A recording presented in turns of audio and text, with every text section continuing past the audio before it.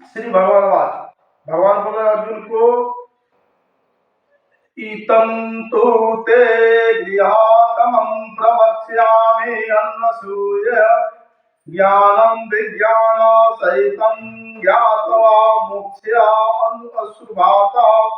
श्री भगवान ने कहा, हे अर्जुन, चूंकि तुम मुझसे कभी ईर्ष्या नहीं करते, इसलिए मैं तुम्हें परम गिरिय ज्ञान तथा अनुभूति बतलाऊंगा, जिससे जानकर तुम संसार के सारे कलेशों से मुक्त हो जाओगे।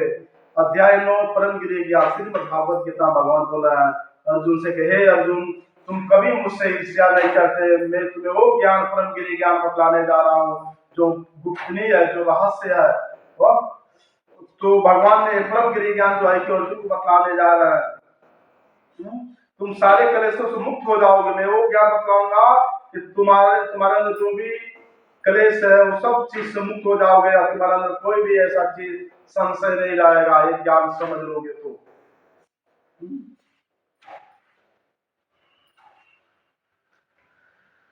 राज विद्या राजगृहं पवित्रं हितं हुतं प्रत्यक्ष अवगम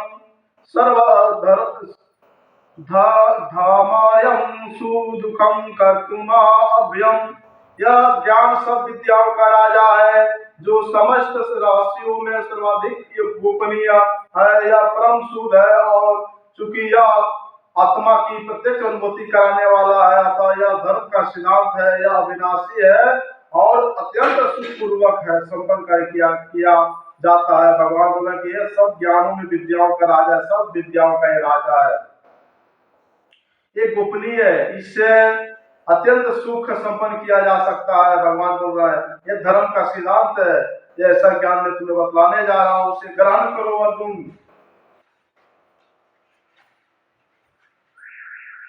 अष्टाधाना पुरुषा धर्मस्य तपः अब्राभया मामा निर्वन्ते विद्वा संसारावतमनि। श्रीमद् भागवत गीता में भगवान ने ऐसा शब्द बोले हैं कि ये ऐसा शब्द भगवान वारी अपने मुंह से अमृत निकाले हैं कि इसको जितना भी पियो उतना जो है कि इच्छा जागृत होती चली जाएगी। ऐसा ज्ञान है कि कितना भी ज्ञान ग्रहण करो फिर भी ऐसा लगे कम है, और ग्रहण करो। सनातन धर्म जो हमारे सनातन धर्म है, ये धर्म नहीं, ये स्वयं भगवान बोले कि मैं ही सनातन हूँ। ये पूरा ब्रह्मांड सनातन है। आकाश पाताल हवा पानी धरती, ये जितना भी भौतिक तत्व है या जितना भी जो भी दिखाई दे रहा है सनातन है। यानी मैं सनातन हूँ तो पूरा ब्रह्मांड ही सनातन है। भगवान कृष्ण बोल रहे हैं कि पूरा ब्रह्मांड ही सनातन है। लेकिन आजकल जो मूर्ख व्यक्ति लोग है, ये नहीं समझते कि सनातन क्या है, उसके ऊपर टिप्पणी करते हैं। ऐसे लोगों को अल्प बुद्धि राक्षस बुद्धि बतलाया गया है शास्त्र में। भगवान ऐसे लोगों को राक्षस बुद्धि बतला रहे हैं। लोग ऐसे राक्षस बुद्धि वाले लोग होते हैं जो सनातन पर टिप्पणी करते हैं। सनातन पर टिप्पणी करने का मतलब ही भगवान पर टिप्पणी करना। ऐसे से लोग हैं, ऐसे से भगवान इसमें ज्ञान दिया है कि अमृत है। ओ माता पिता बहुत दुर्भाग्य है जो अपने पुत्रों को शास्त्रों का अध्ययन करने के लिए नहीं बतलाती, गीता अध्ययन करने के लिए नहीं उनको प्रेरित करती कि बाबू ये गीता पढ़ो, क्योंकि गीता में वो रस है, वो आनंद है, वो जीवन। गीता ऐसा चीज है, वो जीवन है हमारा, आत्मा का उद्धार करने वाले, भगवान को धाम को प्राप्त कराने वाले। ऐसा गीता भगवान ने उपदेश दिया है गीता में। और जो है कि माता पिता जो है कि भगवान की भक्ति करने के लिए अपने बच्चों को नहीं बोलती, हे पुत्र भगवान की भक्ति करो, गीता पढ़ो, भगवान का नाम जप करो। और वही लास्ट में जब पुत्र का शादी ब्याह जब हो जाता है तो माता पिता को साइड करके उस अपने पत्नी अपने बच्चे को लेकर साइड हो जाता है, और माँ बाप दूसरे के घर पे जाके कंप्लेन करते हैं, बोलते हैं कि देखो ना मेरा पुत्र जो है कि हमारे बहुओं को खाने के लिए नहीं देती, पानी पीने के लिए भी नहीं देती, मांगने पर जाकर रोते हैं। तो रोने का कारण क्या है? खुद उसकी गलती है, माता पिता की गलती है कि मैं क्या गलती किया कि मेरा पुत्र हमको जो है कि एक लोटा पानी भी नहीं दे रहा है, भोजन भी नहीं दे रहा है, अपने पत्नी को लेकर साइड हो गया। अब वो उसकी बुद्धि वहां तक नहीं जाती। क्यों नहीं जाती? क्योंकि अल्प बुद्धि भरी उसके अंदर में। और कोई माता पिता अपने पुत्र को ये सब चीज बतलाए, आध्यात्मिक ज्ञान और भौतिक ज्ञान दोनों लेकर चले, कभी जीवन में दुख नहीं होगा, लोग हमेशा सदा सुखी रहेगा। लेकिन सबसे बड़ी दुख का कारण क्या है कि वो अपने पुत्रों को शास्त्रों का अध्ययन नहीं कराती, भगवान जो उपदेश दिए उसको अध्ययन करने के लिए प्रेरित नहीं करती। वही दुखों का कारण है उसका। सबका मूल कारण वही है, मूल कारण वही है कि आध्यात्मिक ज्ञान उसके अंदर नहीं दिया गया है उन बच्चों को। अब आने वाले समय में ऐसे ऐसे गलत कार्य करते हैं कि माता पिता को तकलीफ होता है, जिसकी कल्पना पहले नहीं किया कि क्या तकलीफ होगा। 20 साल 25 साल माता पिता जिस पुत्र को पुत्री को घर पर रख के पालन पोषण किया है, पढ़ाई लिखाई करवाया, वो पुत्र पुत्री किसी से 2 दिन 4 दिन से प्रेम हो गया, किसी से प्यार कर लिया, प्यार नहीं, वो है कि स्वार्थ का प्यार, और माँ बाप को त्याग कर उसके साथ भर जाता है। जो माता पिता 20 साल उसको रखा अपने घर पे, पालन पोषण किया, वो माता पिता को नहीं हुआ, वो दूसरे के साथ में भग गया या भग गए। क्यों? क्योंकि वो ज्ञानता कारण, उसके अंदर वो ज्ञान नहीं है, इसके लिए वो भग गई या भग गया। माता पिता से झूठ बोलकर, उसको धोखा देकर गलत गलत कार्य बच्चे लोग कर रहे हैं। क्यों? अज्ञानता की वजह से। आध्यात्मिक ज्ञान नहीं है उसके अंदर। आध्यात्मिक ज्ञान वही माता पिता देगा तो सब गलत कार्य नहीं करेगी या ना करेगा। और माता पिता लास्ट में क्या करते हैं? रोते हैं, गिड़गिड़ाते हैं कि मेरा बच्चा आ जाए, बच्चा आ जाए। क्या बच्चा? वो बच्चा आकर भी क्या फायदा, जिसका अंदर आध्यात्मिक ज्ञान है ही नहीं, ना तुम दिया उसको। तो बहुत जरूरी है इस सब चीज बतलाने का बच्चों को कि गीता का अध्ययन करे, श्रीमद् भागवत गीता का अध्ययन करे। नहीं तो जो भी माता पिता है वो तैयार रहने का लास्ट में रोने के लिए। अगर गीता का अध्ययन नहीं कराया अपने बच्चों को, भक्ति नहीं बतलाया, तो लास्ट में 100% गारंटी देता हूं कि माता पिता रोने के लिए तैयार रहेंगे। लास्ट समय में जब वृद्धावस्था आएगी तो रोने के लिए तैयार रहेंगे, क्योंकि उनके पुत्र को कभी जो प्रेम भाव जो होता है, कभी प्रेम भाव से उनको पूछेंगे नहीं खाने के लिए। अपने पत्नी से बोलेंगे क्या ये माँ को थोड़ा खाना दे देने का, समय में पूछ लें। क्यों? क्योंकि वो उसमें स्वार्थ छुपा रहेगा उसका, लोगों को दिखलाने के लिए। कहा फलाना उनका जो लड़का है ना, अपने माता पिता को पूछता है केवल नाम के लिए, वो भी कोई सब नहीं। और सब तो ऐसा हो गया कि पूछेंगे नहीं, छोड़ो जाने दो, नहीं खा लिए तो मत खाने दो, पानी पीने के लिए भी मत दो, अपना बनाएगी खाएगी। ऐसे ऐसे पुत्र है अभी देखने को मिलता है, जिनका 4 पुत्र 5 पुत्र 6 पुत्र या 3 पुत्र भी है, उनकी माता पिता अकेले खाना बनाकर खाते हैं वृद्धावस्था में। अब पुत्र अपने पत्नी को लेकर अलग अलग खाना बना रहा है, जो माता पिता वो अलग खाना बना रहा है। क्यों? क्यों? क्या ज्ञानता की वजह से। उसको आध्यात्मिक ज्ञान नहीं दिया गया, केवल भौतिक ज्ञान दिया गया। क्यों भौतिक ज्ञान दिया गया? पैसा कमाने के लिए, धन इकट्ठा करने के लिए, भौतिक तत्व इकट्ठा करने के लिए, जो नश्वर है मिट जाएगा उसको इकट्ठा करने के लिए जो है कि माता पिता ज्ञान दिया है। हाँ जरूरी है, ज्ञान देना भी ये भी जरूरी है, लेकिन इसके साथ आध्यात्मिक ज्ञान दोनों जरूरी है। ये जो भौतिक ज्ञान दिया जा रहा है ना, जीव चलाने के लिए दिया जाता है, लेकिन इसमें आध्यात्मिक ज्ञान नहीं है ना, इसके लिए वो ऐसा गलत कार्य करते हैं। तो इसके साथ में हमको आध्यात्मिक ज्ञान भी देना है, दोनों ज्ञान को लेकर चलना है कि ये जो बच्चे जो है कि आने वाले समय में अपने जीव को भी चलाए, परिवार को भी चलाए, और मानव कल्याण भी करे, माता पिता को भी लेकर चले, सबको लेकर चले, और भगवान की भक्ति करते हुए अपना आत्मा को भी उद्धार कर ले, और माता पिता को भी आत्मा को उद्धार करा दे। अगर जो पुत्र अगर माता पिता को आत्मा को उद्धार नहीं कराया, भगवान का धाम को नहीं प्राप्त कराया, वो पुत्र नहीं है, वो कुपुत्र है। और जो माता पिता अपने पुत्र को आध्यात्मिक ज्ञान नहीं दिया, सत्य कह रहा नहीं बतलाया, वो माता पिता नहीं, केवल नाम का माता पिता। तो ऐसे माता पिता को चाहिए अपने पुत्रों को जो है कि आध्यात्मिक ज्ञान देने, तो आने वाले समय में वो लोग तैयार है होने के लिए। ऐसे ऐसे देखा जाता है कि बच्चे जो है माँ बाप को वृद्धावस्था में ले जाकर डाल देते हैं। क्यों? अज्ञानता की वजह से। क्यों? क्योंकि उसको आध्यात्मिक ज्ञान नहीं दिया गया। तो ऐसा ना करें। गीता जो भगवान उपदेश क्यों किया? हम ही लोग के लिए किया है, उनकी जरूरी नहीं थी, भगवान की जरूरी नहीं थी कि हमें गीता उपदेश दे अर्जुन को, ये हमको जरूरी थी। हम जीवों पर दया किए भगवान, ये जो जीव है, जो अपने अल्प बुद्धि के कारण इस ब्रह्मांड में भटक रहा है, उनको ये गीता को उपदेश दे रहा हूँ कि ये इसको पढ़े और अपना आत्मा को उद्धार करे, कैसे संसार में रहना है, गृहस्थ जीवन कैसे बिताना है, उसको लेकर चलते हुए हम अपनी आत्मा को उद्धार करें। क्योंकि श्रीमद् भागवत पुराण में हर इस पर जो राजा है, इस पर राजाओं की ज्यादा टिप्पणी है। जो राजा बड़े बड़े राजा है, वो अपने राज्य करते हुए अपने आत्मा को उद्धार किए, भक्ति करते हुए, राज्य करते हुए, आध्यात्मिक ज्ञान भौतिक ज्ञान दोनों उनके पास है, और भगवान की भक्ति करते आत्मा को उद्धार किया। ऐसे ऐसे राजाओं का वर्णन है कि जो बड़े बड़े संत महात्मा भी टक्कर नहीं कर पाएंगे लोग। अम्बरीश महाराज जो भगवान के भक्त के राजा थे, 7 महाद्वीप का राजा थे, हाँ, लेकिन वो जो है कि वो भगवान की कितनी भक्ति करते थे, बहुत ज्यादा भक्ति, जितना भक्ति सब भक्तिपूर्ण था उनकी। वो अपने इतना धन उनके पास, 7 महाद्वीप का राजा, पूरा पृथ्वी का राजा थे, वो मिट्टी का बराबर समझते थे संपत्ति का, जितना भी उनकी संपत्ति थी वो मिट्टी का बराबर समझते थे, और भगवान की भक्ति में लगे रहते थे। मतलब वो राजा जो है कि भगवान के धाम को प्राप्त कर लिए। दुर्वासा ऋषि भी उनके पैर पे आके गिर गए, अम्बरीश महाराज का। तो एक बहुत बल है, आध्यात्मिक तत्व में बहुत बल है, लेकिन दुर्भाग्य उन माता पिताओं को जो है कि अपने पुत्रों को नहीं, जब ये सब चीज के बारे में बतला रहे, दुर्भाग्य, इनको दुर्भाग्य बोला जाएगा। क्योंकि गीता भगवान बोले न माम दुष्कृतम प्रवंतन आत्मा माया प्रत्यज्ञानम असुर भाव निपित, न माम दुष्कृतम प्रवंतन आत्मा माया प्रत्यज्ञानम ज्ञानम। तो ये भगवान बोला है गीता में कि जो निपट मूर्ख है, जो मनुष्य मध्य में जिनकी बुद्धि माया जो हर लिया गया, जो राक्षस स्वभाव का धारण करने वाले हैं, ऐसे व्यक्ति हमको नहीं समझ पाते।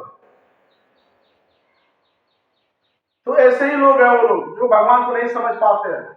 बहुना जन्म नाम अंत ज्ञान मामा प्रवेशदेवा सुदेवा समिति सम आत्मा सुदुर्लभा, अनेक जन्म लग जाता है इंसान को हमको प्राप्त करने के लिए, जन्म पर जन्म हो, तब भगवान की जब कृपा होती है तो प्राप्त होता है। तो जीव को बुद्धि भगवान दिया है जो है कि उस प्रयास करने के लिए, भगवान की भक्ति करने के लिए, वैष्णव के साथ कुछ संग बिताने के लिए। क्योंकि वैष्णव को एक क्षण स्वर्ग का 6 महीने के बराबर होता है। जो भगवान कृष्ण का भक्त होते हैं उनका एक क्षण मिलना स्वर्ग का 6 महीने के बराबर है। इस शास्त्र में भगवान बतला रहा है। माता पिता को चाहिए कि अपने बच्चों को श्रीमद् भागवत गीता का अध्ययन कराए। इसी में गीता में भगवान हर चीज के बारे में बतला दिए। ऐसा कोई ऐसा चीज नहीं है कि जो है कि न बतलाए। हमारे मन में जितना भी सवाल आता है सब भगवान बतला दिए हैं।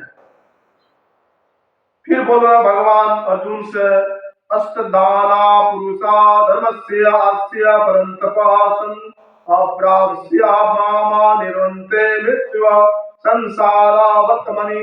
हे परंतप, जो लोग भक्ति में श्रद्धा नहीं रखते वे मुझे प्राप्त नहीं कर पाते, था वे इस भौतिक जगत में जन्म मृत्यु के मार्ग पर वापस आते रहते हैं। देखो भगवान कृष्ण बोल रहे, अर्जुन को बोल रहे, एक गर्व है हमें सनातन पे, गर्व है, बहुत भगवान की कृपा है कि हम लोग सनातन में जन्म लिया है। और ऐसे शास्त्र भगवान अपने मुंह से बोले हैं अमृतवारी कि कितना भी इसको अध्ययन करो, ऐसा लगता है कि ये पूरा ही नहीं होता। पढ़ते जाओ, उसको ग्रहण करते जाओ, जितना पीना है पीते जाओ। भगवान बोल रहा है कि हे परंतप, जो लोग भक्ति में श्रद्धा नहीं रखते वो मुझे प्राप्त नहीं कर पाते। जो लोग जो है कि भगवान की भक्ति में श्रद्धा नहीं रखते, भगवान का नाम का जप नहीं करते, वो मुझे प्राप्त नहीं कर पाते। अतः वे इस भौतिक जगत में जन्म का चक्कर लगा रहता है।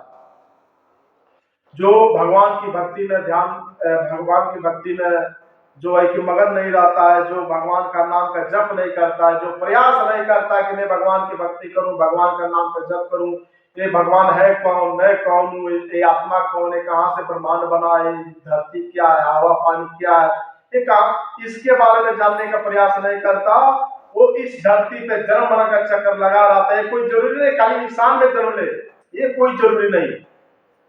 जैसा कर्म करेगा वैसा उसको योनि चेंज होता चला जाएगा। कभी कुत्ता बनेगा, कभी सुगर बनेगा, कभी मच्छर बनेगा, कभी मछली बनेगा। जैसे जैसे 84 लाख योनियां वैसे योनियां भटकता चला जाएगा। तो भगवान बोले कि जो भक्ति में श्रद्धा नहीं रखते उसको वो मुझे प्राप्त नहीं कर पाते, वो जन्म मरण के चक्कर में लगा रहता है, बार बार जन्म मरण का चक्कर लगा रहता है। लोग जो बोलते हैं कि अरे फिर मरेंगे तो इंसान फिर मरेंगे, नहीं। अभी जो लोग इस समय कमजोर जीव को मार के काट के खा रहे हैं ना बहुत आनंद से, जानते हैं कि यह एक जो मांस हम खा रहे हैं तो मेरा शरीर में मांस बनेगा, ताकत बनेगा, वो राक्षस बुद्धि का लोग, मूर्ख व्यक्ति, निपट मूर्ख जो लोग होते हैं नहीं समझ पाते कि जिस जीव को हम मार रहे हैं, काट के खा रहे हैं, उसके अंदर में उतना ही तकलीफ है जितने हमारे अंदर में तकलीफ है। फिर भी अज्ञान बस उस जीव को काटते हैं, तरपा तरपा के मारते हैं उसको। उसकी एक ही लक्ष्य होती है, इसको खाना है, उसका दर्द उसको दिखाई नहीं देता है उस मनुष्य को।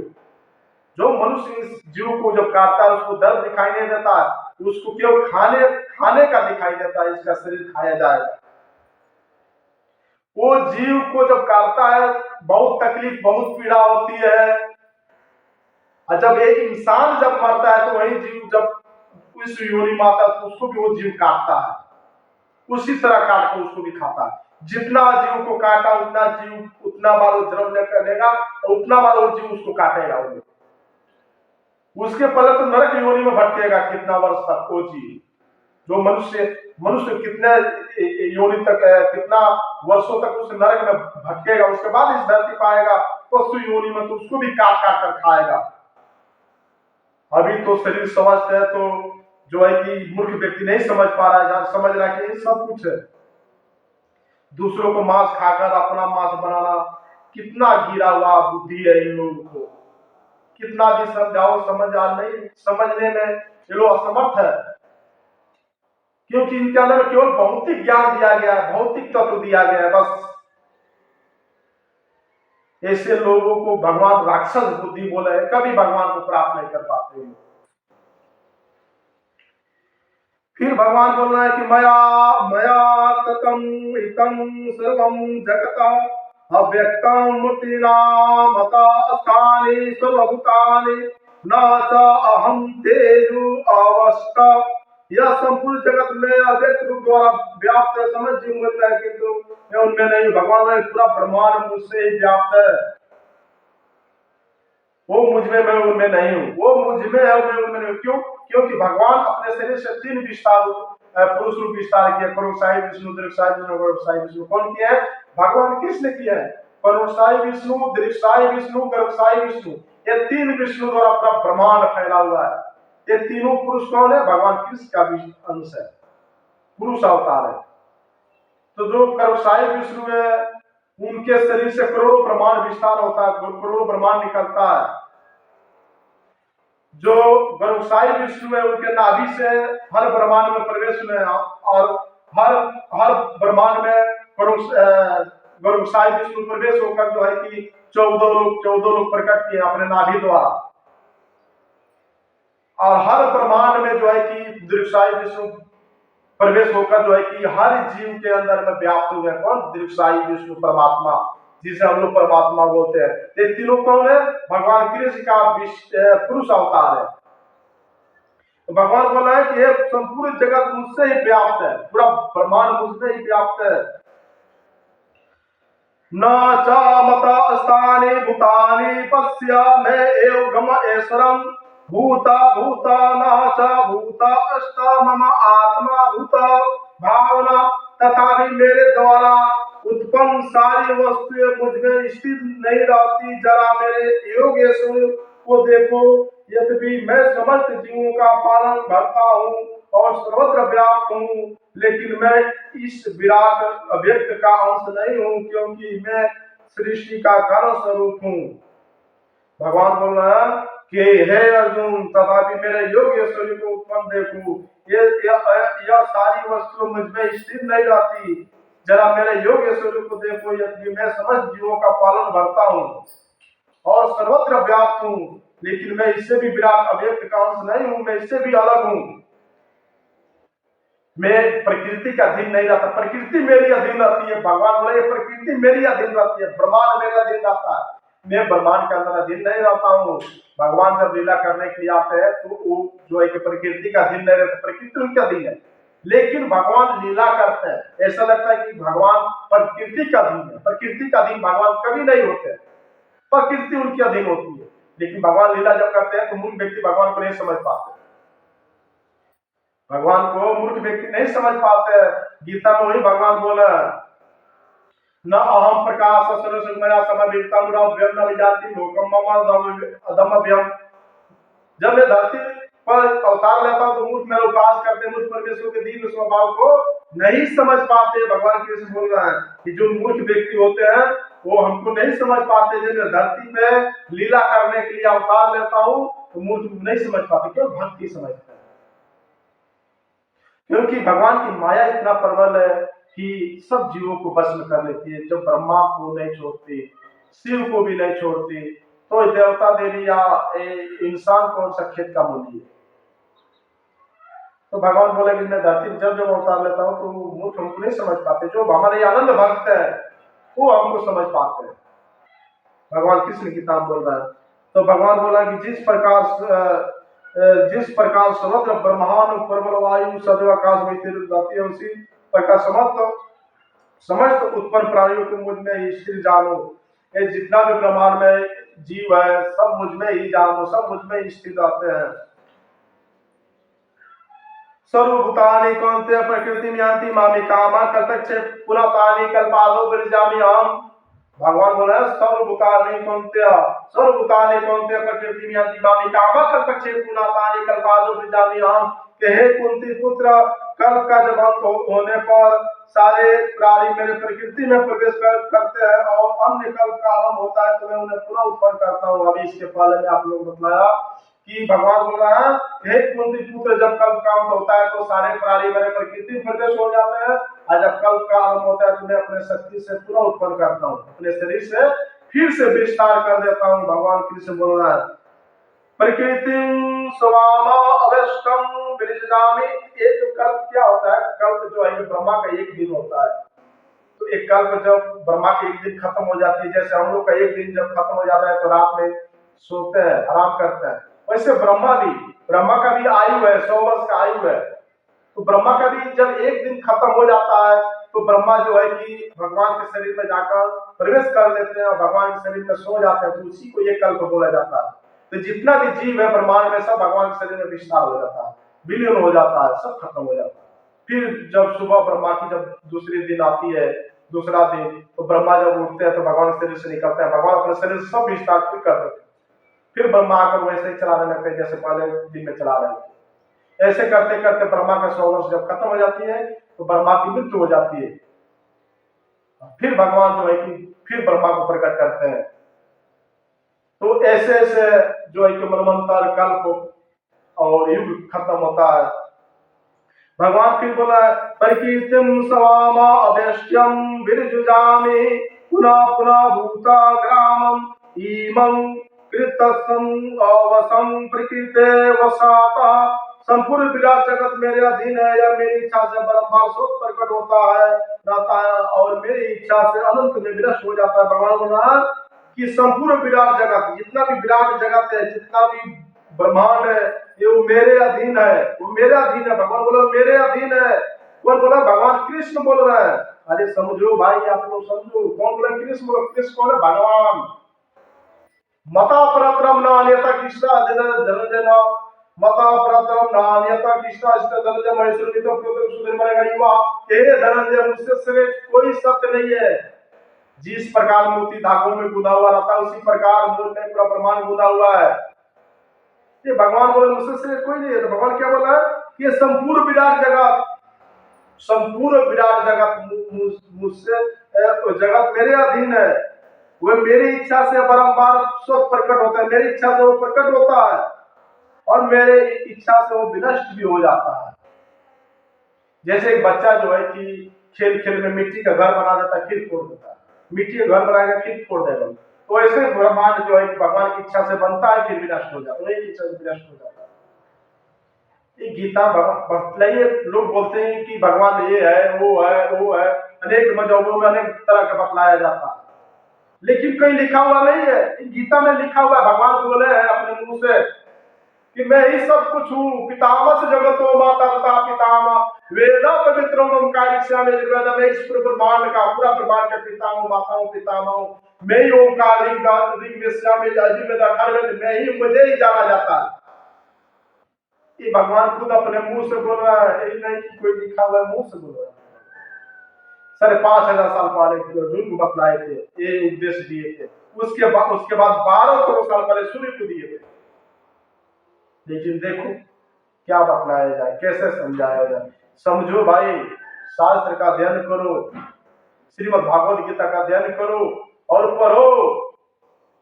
कुछ समय निकाल कर पढ़ो, कम से कम 10 मिनट, 15 मिनट, 20 मिनट तो कम से कम पढ़ो रोज प्रतिदिन। तब सत्य मालूम चलेगा, तब तुमको मालूम चलेगा कि हाँ मैं क्या गलती किया हूँ, क्या गलती नहीं किया हूँ। और अगर कोई भी पढ़ लिया श्रीमद् भागवत गीता, एक बार पढ़ लिया तो अपने जीवन में, उसके जीवन में कभी दुख नहीं होगा, क्योंकि अपने इंद्रियों को बस में कर लेगा। अपने दुख का कारण क्या है कि हम लोग अपने इंद्रियों को बस में नहीं किए हैं, वही दुख का कारण है, इसलिए दुख मिलता। इंद्रियों को बस में नहीं किए तो दुख इंद्रियों को बस में कैसे होगा?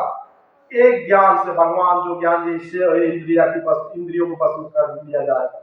इसी के द्वारा हम भगवान का नाम का जप करेंगे, भगवान का नाम का स्मरण करेंगे, तो नाम में वो बल है कि हम अपने इंद्रियों को बस में कर लेंगे। और जब इंद्रियों को बस में कर लेंगे कभी दुख होगा ही नहीं।